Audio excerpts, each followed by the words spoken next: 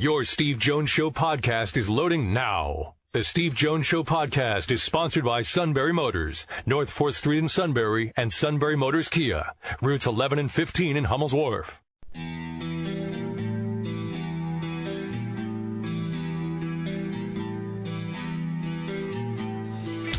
Sports talk where your voice counts. This is the Steve Jones Show on News Radio 1070 WKOK.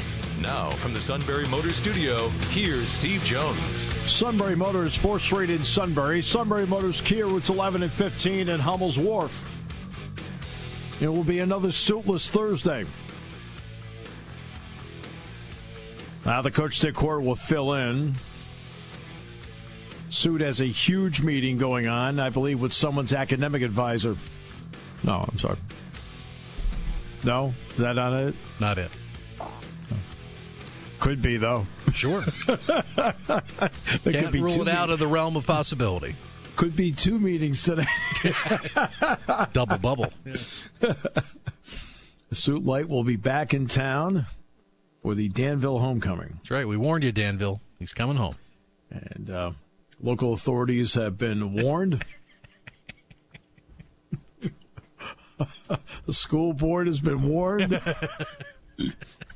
The football coaching staff has been warned. Right? So, again, I believe when it comes to the keyword liability, we're safe. That's going to be a great ball game, by the way, tomorrow night. Montoursville, Danville, one of the surprising teams so far this season in District 4 has been Montoursville. They won the Battle of the Bridge a couple of weeks ago against Loyal Sox. So Montoursville starting to get their stride back, their swagger back, and that's a huge ball game coming up tomorrow night. It is. And you've got Lewisburg and Shikellamy at Christie tomorrow night. And you've got Selinsgrove back in action tomorrow night. We'll talk with Zach Showers today. We will also talk with Gregg Wetzel today and the coach Dick Hort today. And also Tony Knopp, the CEO of Spotlight. CEO of what now? What is it again? I've been so used to saying Spotlight Ticket Management. Invite Manager. Invite Manager. Yeah. He's on today. What time's Tony? At 4:35? Correctamundo. 1:35 out there in Los Angeles. Yeah. Yes. So there's going to be a lot coming out in this trial involving the 4 assistant basketball coaches, which is underway now in New York. Now, after the last round of leaked information came out, which was late February, early March, it has been all quiet on the Western Front ever since, which blows by the theory I had. The theory I had was, hey, look, when they get to the NCAA tournament selection week, they might leak a little bit more because they've been picking strategic spots to do it. Well, they never did do it. So the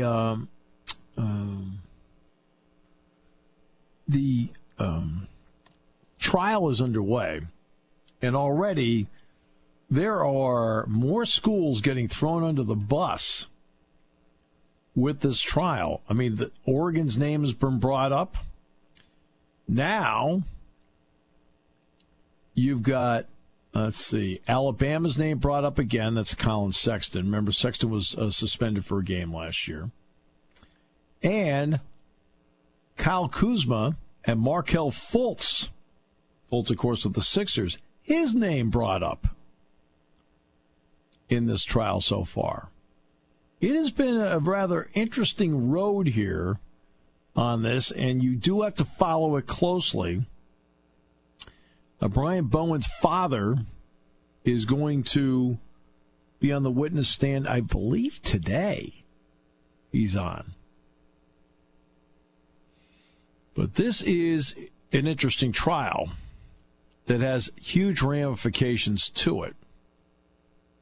There was testimony yesterday about Louisville saying the coaching staff knew just enough but not enough, essentially. In other words, just enough to have plausible deniability. And that's important because it is the mantra by which the suit is lived. No, when we pull further away from last year's college basketball season, it's just amazing how volatile it was and just such a fluid situation. You'd go from, trials and tribulations at one school to another, and everything that went on at Arizona, for instance. Well, they've got a lot of going on and a lot riding with this. There are head coaches' reputations riding on this. I'll give you one, Sean Miller at Arizona. I mean, he's been steadfast in this. The coaches at 4 schools mentioned in the indictment: Kansas, Bill Self; Louisville, Rick Pitino, the former coach; Miami, Jim Larinaga; NC State. Right? Penn State played NC State last year. They're going to play them again. And NC State deals, I think, mostly with Dennis Smith Jr. But here are some other schools that have to be worried about what's going on here. How about in the Big Ten, Maryland and Michigan State? How about in the SEC, LSU? How about in the Pac-12, Arizona? How about in the Big East, Creighton and DePaul? There's a player, Sylvia D'Souza, that is very important in all of this. That has to be mentioned. Because he was going to look like to Maryland. It has been incredible to see everything that is out there. And Brian Bowen is a central figure in all this. I mean, Bowen, for example, he made 2 visits to Creighton. And again, a critical guy in this is a runner by the name of Christian Dawkins, whom I believe is located in central Michigan.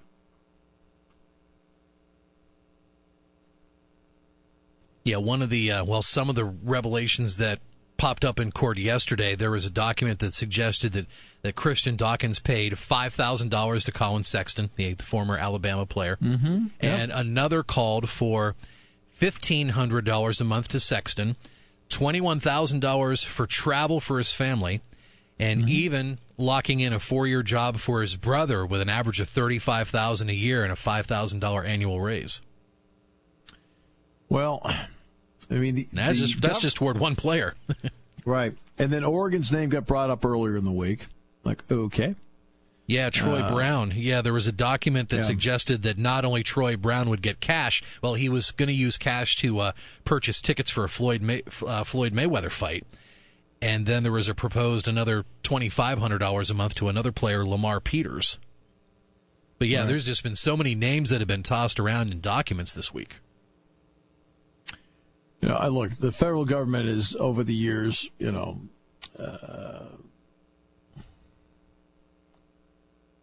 for example, O.J. Mayo and Reggie Bush at USC, they've kind of stayed away from that. You ever hear the O.J. Mayo, the alleged recruiting story at O.J. Mayo? I remember there was so much hype toward him as he was getting out of high school. Yeah, well, he ended up at USC. Yeah. You want to know when the USC coaching staff found out he was going to go to USC? Let's see. Probably the day he showed up at school. Exactly. Hi, I'm here. I think it was the night before he got a call. He said, I'll be on campus tomorrow. Hey, Coach, what number are you going to give me? They're like, what? I mean, they take size 15. I mean, the rumor has always been that he made a phone call the night before and said, I will be there tomorrow. And, of course, they didn't believe it until he showed up and went, okay. Now, he didn't help him win, but that's how interesting this is. I'm not saying head coaches in a situation like that have one hand tied behind their back, but it just seems like, a higher power is just running the whole thing, and you just don't have... You just wish you'd get up in the morning. Yes, you kind of look at yourself in the mirror. Do I really have full control of my program? And then happens. That's where they're putting the plausible deniability in.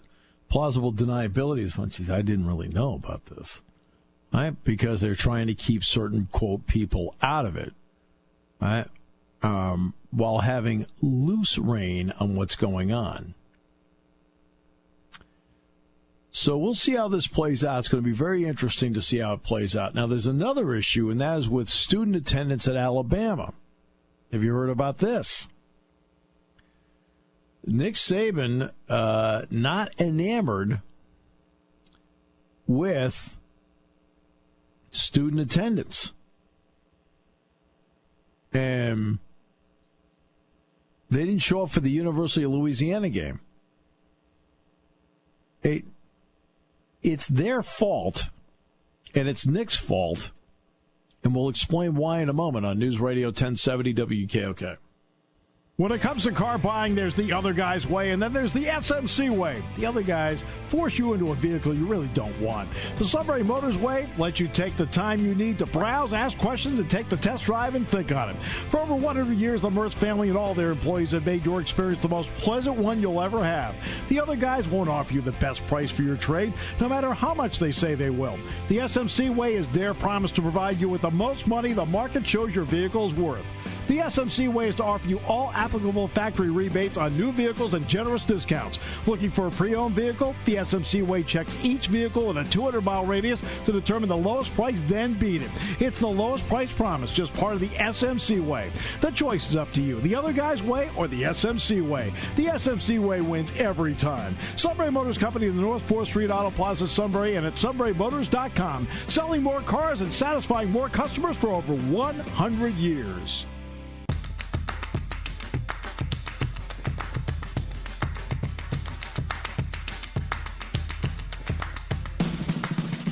All right, Alabama. Look, they're complaining about student attendance. There were a lot of empty seats Saturday for their game against the University of Louisiana, formerly Louisiana Lafayette. Well, part of the problem that they have at Alabama is Alabama. Because, and I'm not talking about the success and the winning and all that. That's what draws you in to watch the games. But they play about as bad a non-conference home schedule every year as you could possibly ask a team to play. I mean, this year it's Arkansas State, the University of Louisiana, and the Citadel. Those are their three home non-conference games. Well, guess what? Every year, those are the non-conference games they play at home. Well, it's probably like 75, 80 degrees down in Alabama on a Saturday afternoon in late September. And they're playing another team that everybody expects to win 63-14. Back in the days of Bear Bryant, Alabama's scheduling was adventurous. They were the only team in the South until Bobby Bowden came along that was adventurous in its scheduling. Penn State had a 4-game series with Tennessee. 2 were played in Knoxville, but didn't come back up here. They had a 2-game series set with Auburn in the 80s. Never showed up. That's the way it's been in the SEC forever. Now, everybody talks about how tough and whatever. But nobody ever brings it up. I mean, I don't get it. It's because it's Southern football. It's supposed to be. That's why I poo-pooed it so many times over the years, when Penn State's played Tennessee, the Southern speed. I'm like, going, Southern speed? What are you talking about? I watched the Combine. Well, you're right, though. How many times on this show have we laughed at Alabama when the week they play Auburn, who's on the schedule? Yeah. Right. Well, that's what I haven't laughed about it. I've been dead serious about it. Like, they don't get docked for playing that game. I'd have knocked them down 3-4 pegs saying and explained. Shouldn't be playing them down the stretch when you need games. Shouldn't. Right? And tell Nick Saban straightforwardly. Say, you know what?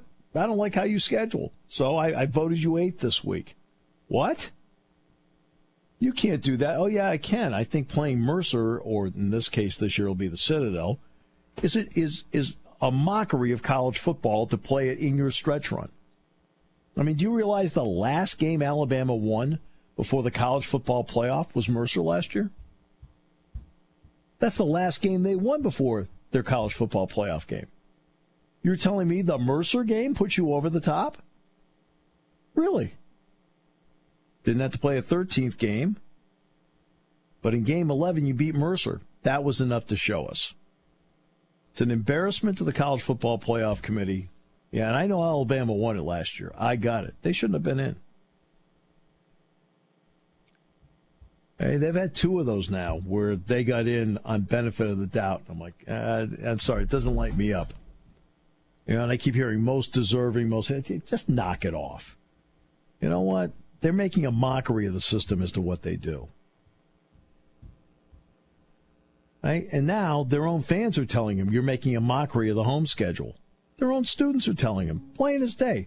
Nick can complain all he wants about, guess what? Play somebody.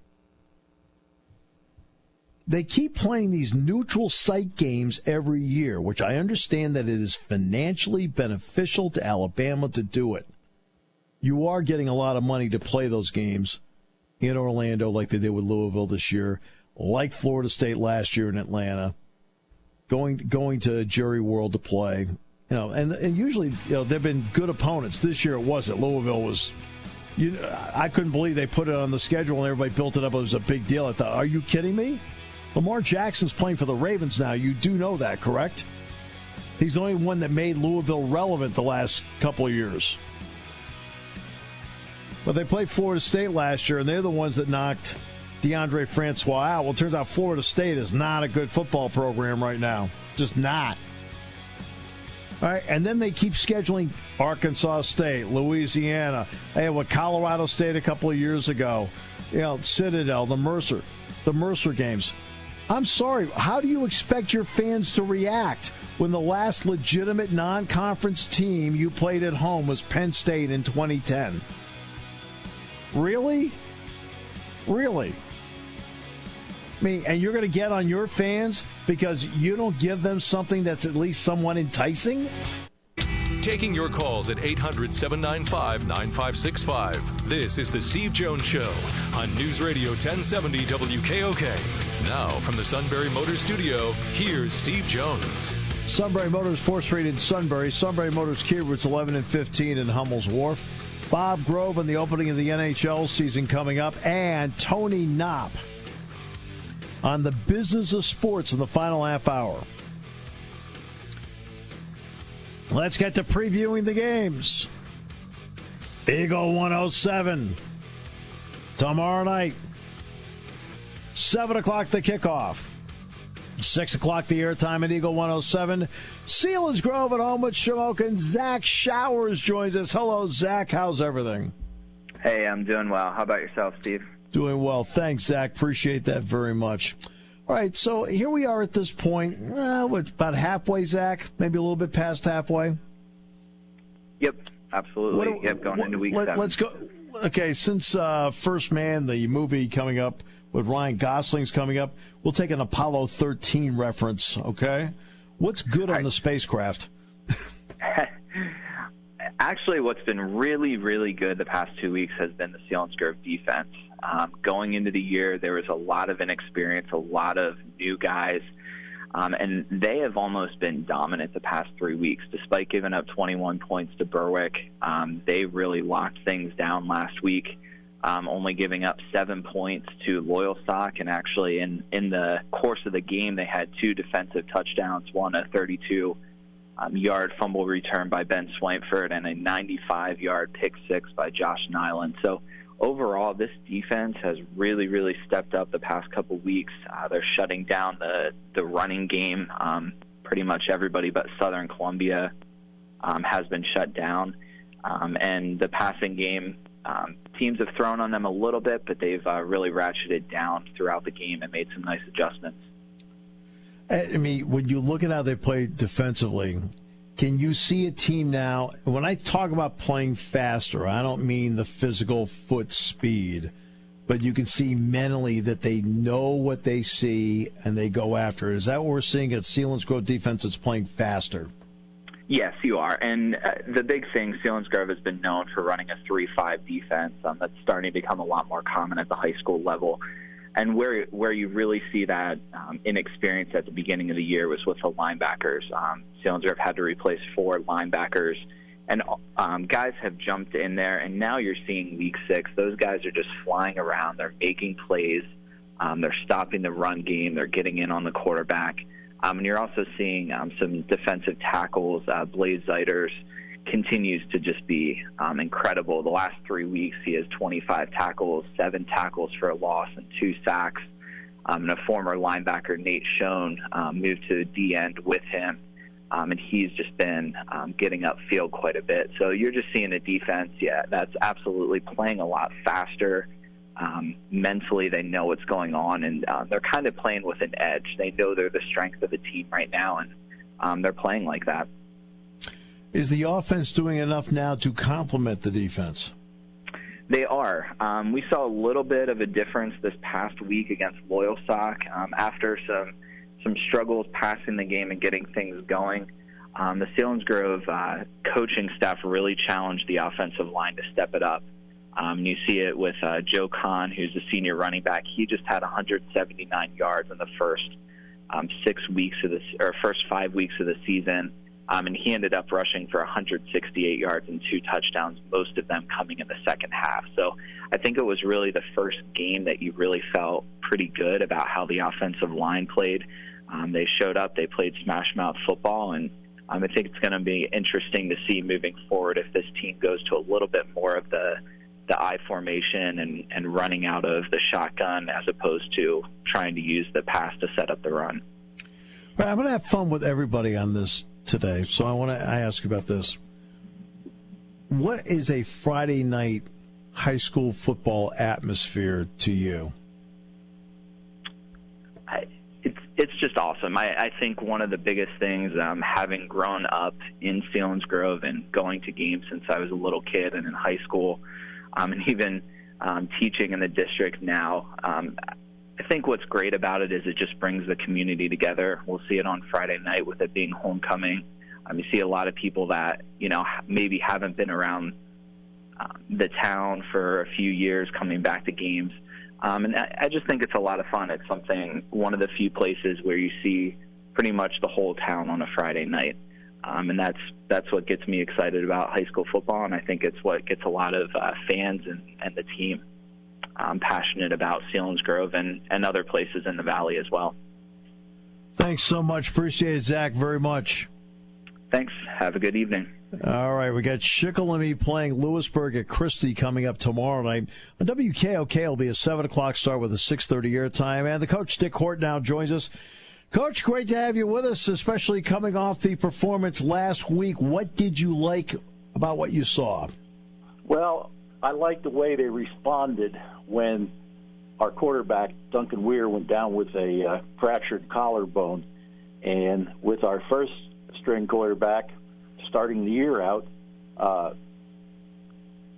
Drew Balestrini, third-string quarterback, came in and sparked the offense. And it seemed like the offensive line matured greatly around them during the game and rose to the occasion and put some points on the board, which has been quite a chore for the Braves this year. So what rhythm did they find, and was it a consistent rhythm that they can build upon? Well, it was mostly running game. They were only 3 for 13 in the passing game with 3 interceptions, but they ran the ball pretty well. They had a 71-yard touchdown run, which was the cross block out of the wing tee, and it was blocked extremely well. I don't think anybody laid a hand on the ball carrier, and he went 71 yards for a score. At that point, the game was 3-0.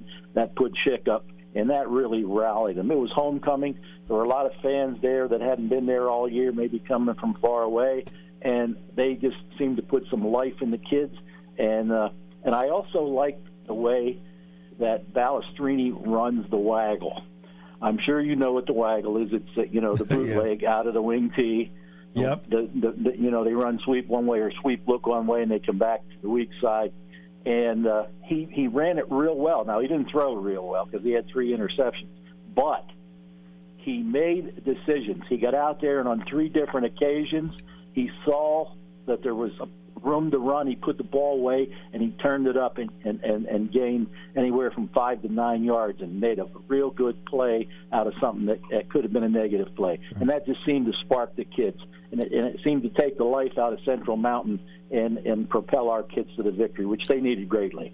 And you know darn well, Dick, I'm preaching to the choir. One of the keys to running that particular play, I don't care whether you're running in natural hand or opposite, it comes with really practice where you've got to have the ability to have your shoulders squared to the line of scrimmage to make that throw, and that just comes with actually doing it.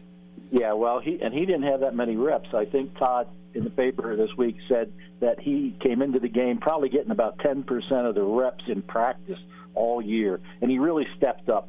And I'm going to really look forward to how it responds this week, because he's going to be the guy starting on Friday night up at Christie, and it's going to be something to see how he comes along. This was the first time that the Shikellamy defense had to defend a lead. How well did they respond? Well, real well. They shut down the first half. Central Mountain ran the ball quite well. And they were getting yardage. They were moving the ball. They only had 3 points, but they should have had probably 10, 12 more points. And they would turn it over or something. And Braves hung in the game. And once they got that lead, that 7-3 lead, they completely shut down. In the second half, they shut down the Central Mountain offense. I think they had a total of 27 total yards in the second half. Now, some of that was due to sacking the quarterback. That took pretty good chunks off. But it was a great defensive effort in the second half against Central Mountain. What do you think of the matchup with Lewisburg this week? It's going to be a tough one. Lewisburg is big, physical, and they have a great runner. They have a runner by the name of Max Moyers, the sophomore who has gained over 1,000 yards this year. Last year, he's the first kid, as far as anybody knows, in District 4 as a freshman that gained 1,000 yards in a year. He's 5'10", 185 pounds, powerful, low, bowling ball type runner with good speed. He doesn't have great elite speed, but it seems like nobody can catch him once he gets through that line and turns it up the field. And they have a big physical line. They average over 250 pounds per man. They have a couple of kids that are considered to be marginal Division I prospects, and they have been running the ball against everybody this year with great efficiency, except one team, Mount Carmel, and Mount Carmel's always tough to run against. So, and they have a quarterback, Shedleski, who has a good quarterback rating on the year, but the only team that shut him down on the ground, other than Mount Carmel, was Shamokin. I watched the tape this morning on Shamokin, and they put 8, 9 guys in the box, and they dared Lewisburg to throw the football. And Shedleski had his worst game of the year, and he had a quarterback rating for that game of 28. But he's a pretty good quarterback. He's a pretty good kid, and that was out of sync for him. Nobody can understand why that happened in that game, because that was the only time in 2 years as a starter that has happened. Finally, I asked Zach this. I'll ask Greg this as well. I want to ask you, I mean, you've coached it, and now you've announced it for a long time. What's a high school Friday night to you mean? Oh, it's all the kids coming back. You know, to me, it's the kids that I coached coming back to the press box, you know, and saying, how you doing, Coach? You know, how are you? You know, and all that kind of stuff. And that's great. You like that. And then you get some emails from people, you know, say, hey, I talked to so-and-so, and he saw you at the game on Friday night. And the big thing is, like, we have a great football tradition at Shikellamy. And the fans, regardless of whether we win or lose, the fans are in the stands. Now, the games like Selinsgrove has a fan base the same way. When they play Shik at Shik, and when we go over there, the stands are full, and the people are back and forth. It's a tremendous atmosphere. Danville's the same way, okay? We should play Danville every year. The league doesn't do it that way anymore. This year we didn't play Danville. We should. That's a travesty. We should play them every year. Oh, we did play them this year. I'm sorry. We didn't play them the last 2 years. And, you know, Danville brings a great crowd. The atmosphere is tremendous. The kids get fired up. The coaches get fired up.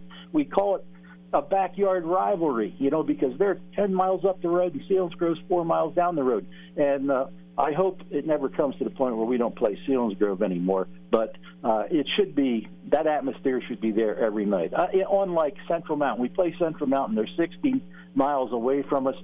They haven't won a game. I counted 31 people in the stands from Central Mountain. That right. Dials it down a whole lot. And it's our atmosphere with our fans is terrific.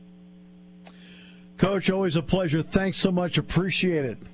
All righty. Hey, we're doing a pretty good job together. Maybe we ought to get Kevin out here every Thursday. Well, you know what? Right now, I mean, it's been a landslide about people feeling that way. He's going to like that. I know that. All right. Thanks, Coach. Enjoy it. All right, bye-bye. All right, let's go to the other side. Gregg Wetzel. Greg, great to always have you with us, my friend. Great to be here, Steve. How you doing? I'm doing well. So I'm going to go with the first question I asked Zach. So here we are, a little bit more than halfway past the midway point of the season. So let's go with the Apollo 13 reference. What's good on the spacecraft right now? The offensive line, defensive lines. They've really been controlling most of the games this year. They're rushing for an average of about 250 yards a game, and the defense is putting pressure on the opposing quarterbacks and for most part stopping the running games. So I would have to say the offensive and defensive lines. Which then, of course, sets up the ground game. Coach Hort just talked about that. I mean, you have to have a running back and a running game that understands how to work with that line. How in sync are they? Boy, they just seems to be in sync. Every week they just get better and better at it.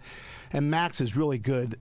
He can make you miss, okay? Don't get me wrong here, but boy, he takes that foot and puts it in the ground and makes that one cut, and he is off. And if you don't tackle him within 3-4 yards of the line of scrimmage, he's gone. And he has done that every game this year. Hey, Greg, you and I talked about Max in the hallway not long ago. Yeah. I mean, for a sophomore, just describe the power and burst combination that he has. It is. It's hard to believe. It's here's a kid that's 5'10", 185 pounds, and I don't know if he has 5% body fat on him. He's a well put together kid. It's I have 5% body fat in my big toe, for crying out loud. This kid doesn't, and he just takes off. He just puts his foot in the ground and goes. And he's very knowledgeable of the offense. He's a great pass receiver. He's a good pass blocker. So he is really an all-around football player. He could play linebacker for him on defense if they needed him, but right now they don't need him. He's a great kid. On top of all that, a couple weeks ago he scored 5 touchdowns, and he asked one of the reporters asked him what was his favorite touchdown, and it was the touchdown his fullback scored. He said, "That's my favorite touchdown because that was his first touchdown that he's ever scored." So, I mean, he's just a great kid. Yeah, and that means a lot. It really does. And the other part, too, Greg, is you can't break some of these runs without really good blocking, as you reference, of the wide receivers. Correct. And they're doing a wonderful job of that, the wide receivers downfield. We have a little wide receiver, 5'5", Andrew Ramirez. Last week against Bloomsburg, he was 20 yards downfield throwing a block to break him loose for the entire touchdown run instead of getting caught or maybe tackled 25 yards downfield. He made that block to spring him for about a 60-yard run. Shikellamy was able to get to the lead last week, and their defense then took over and they won it. How important is it, in your estimation, Greg, that Lewisburg plays with the lead in this game? I think that is a key point to the game. That Lewisburg gets ahead because Shikellamy really has difficulty throwing the football right now. And if Lewisburg can take them out of their run game and force them to pass, that will play into Lewisburg's defensive hands because they really do get after the quarterback. And I think Shikellamy will be in real trouble if that happens. Coach was mentioning about, look, this is Shikellamy Lewisburg. Mm-hmm. I mean, the fun of the rivalry between the two. Well, the most fun of the rivalry is Coach Tilford used to coach at Lewisburg. Yeah, I know. And so now none of these players played for Coach Tilford, but believe me, they remember that Coach Tilford was the coach at Lewisburg several years ago. So that will be an interesting component to the game. And they see each other in the summers, with the summer 7-on-7 leagues and stuff like that they do. So the kids are familiar with each other. The coaches are familiar with each other. And so I think that will play into it. But also their communities, like Coach Hort has mentioned, they're 10 miles apart. These kids know each other. They see each other at the movie theater or the mall or whatever, They see each other. So there are bragging rights that go on to games like this. And that's what's great about high school football. Yeah, see, that was going to be the last question I was going to ask you. I mean, what is a high school football Friday night? What does that mean? Because, it's interesting because I talked to a group of athletic directors and coaches this week. And the fact Penn State had to play that game at Illinois on a Friday night, and, of course, nobody's enamored with it. And they're happy I've made statements about how I feel about Friday night high school football. All right, so that's where the topic came up. What does it mean to you? To me, football, let me say this. I'm going to talk to you about a former superintendent at Lewisburg. I won't mention any names. They wanted to get a new school built in Lewisburg, a new high school. And they went to the football coach and said the best way we can get a new football field is if you go undefeated. I mean, a new high school is if you go undefeated. And that's what it is. It rallies the whole community around one thing, a sports team. When Lewisburg went to the state playoffs several years ago, we went down to Hershey Stadium. I'll bet there were 3,000 people from Lewisburg at that game on a Saturday afternoon. Right. And they played West Philadelphia. The quarterback for West Philadelphia ended up at Penn State. His name slips my mind right now. He played wide receiver at Penn State. And they had maybe 100 people in the stands. Yeah. It's just different. And that's the way a home game is at Lewisburg. They have a good following. Lewisburg has a tremendous band. They have probably 2,500 people sitting in the stands at night at Bucknell Stadium. It doesn't look like many because Bucknell holds about 10,000. But they get a good crowd, and you see former players coming back. You see former people that I went to school with at Lewisburg, 45, 50 years ago. They're coming back to watch the game. You see parents and grandparents coming to watch their kids, their grandchildren or children play. It's just a fun atmosphere in the community, in every community in the area. I'm trying to think, what year was that again? Well, I graduated in 1971. Okay, former wideout.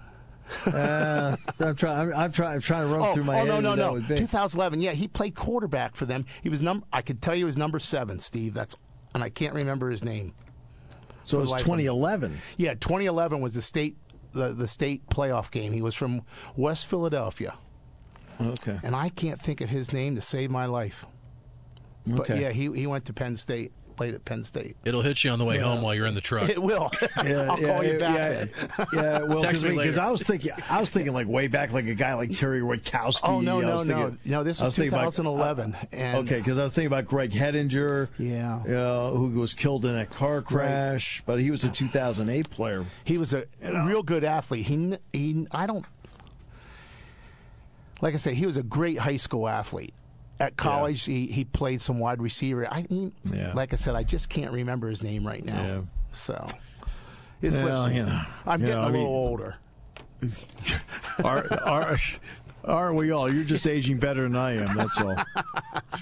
Hey, Greg, thanks so much. You bet. Thank you. Okay, 100.9 The Valley at the Lewisburg broadcast at 6:30. News Radio 1070 WKOK has the Shikellamy broadcast at 6:30.